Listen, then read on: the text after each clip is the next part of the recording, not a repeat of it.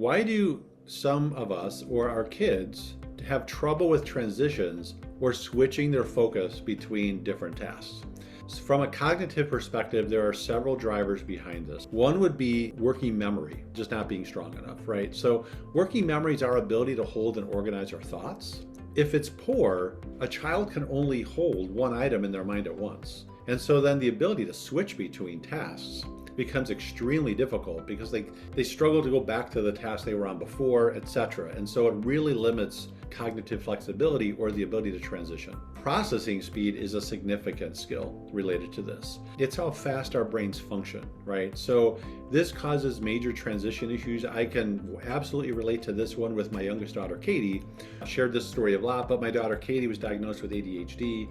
When she was younger, she's extremely creative. If she was doing anything artistic, she had amazing focus. But then my wife and I would be like, hey, we're gonna run to Target. And it was like, oh my gosh. It was like, you're kidding. I have to run to Target now? It was this huge issue.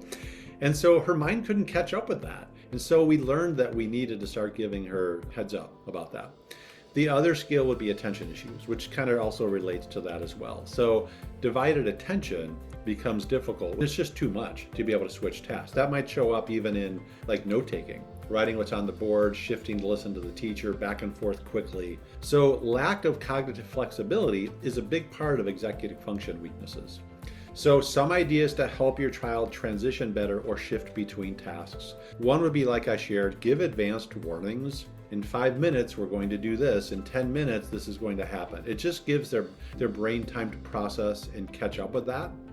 The other would be use visual timers or schedules. So let them know what the day looks like so they're not kind of surprised. The key is to avoid surprises because their brain has a really hard time handling that and catching up with it. And so the more proactive you can be in communicating, the better your child will be at shifting.